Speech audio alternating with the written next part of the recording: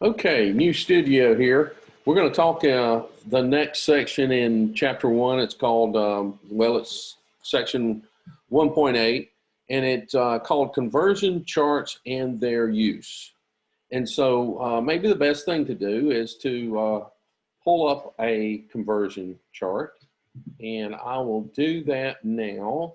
I'll do the one that we have in our textbook, which is figure 1.1. Give me just a second. I'm trying to get this going for us. And all righty, here we go. Here we go. All right, so what we're looking at here is figure 1.1, and I ought to be able to mark this up a little bit with my iPad, and we can talk about some things. But it says that unfamiliar units can be converted to units we know well by using standard conversion tables. But this is strictly an arithmetic process that often leaves us wondering if our calculations are correct. So what Wilde has done and what he has included is something that he calls conversion charts. And there's a whole group of these in the appendix of your textbook. And I'll explore that with you a little bit later, but they're extensive and they're really interesting, really neat, the way that they work. I will say this, prior to the internet, these conversion tables were used, and a lot of engineers would have copies of them. They were so well done and so logical and easy to use that they were much in demand. Now, and you know, it's just the way technology advances. Now we're a Google away from making a conversion from one system of units to the next. So, you know, or one unit to a different unit. So, you know, it's there, we use it, but there is some really beneficial things gained by going through this conversion chart process. And I'll tell you what that is, and it starts it here in the second paragraph here. When we're looking at a conversion chart, say we're looking at a conversion chart here, right? Let me change this to draw, okay? So we're looking at this conversion chart where I'm marking up here.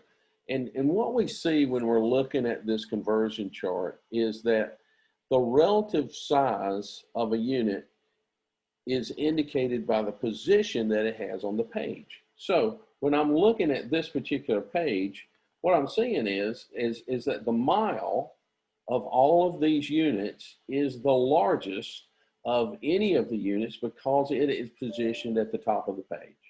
Okay, so that's one thing. It gives us a visualization of the size of the actual unit. And of course, to go along with that, the smallest unit is at the bottom of the page. So we go from miles to millimeters in this particular conversion chart.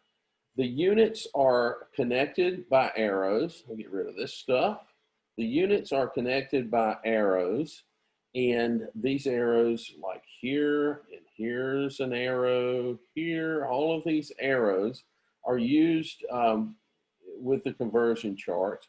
And what these arrows indicate is that there's a connection between, say, mile and yard, and the arrow connects the two units.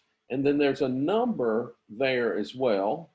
And that number here, 1760, what that means is simply that if I go from 1 mile to yards, I'm actually saying that there are 1,760 yards in 1 mile.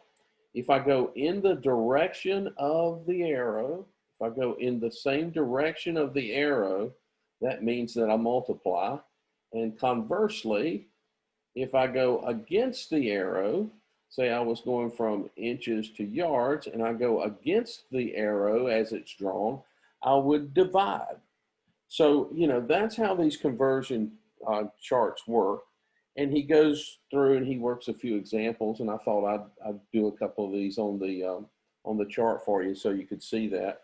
Let's say that I had, I don't know, let's say that I had 2 miles and I wanted to know how many yards that is. Well, you know, if I can imagine that there is a 2 here and I want to go to yards here, then that is simply a process of saying 2 miles going in the direction of the arrow, so I'm multiplying, times 1760 will give me 2 times that, or 3,520 yards. So I can convert miles to yards by going through and using the conversion chart through that, okay? And one more quick little example here. Let's say that I'm going in the opposite direction and I want to convert from, say, inches to yards.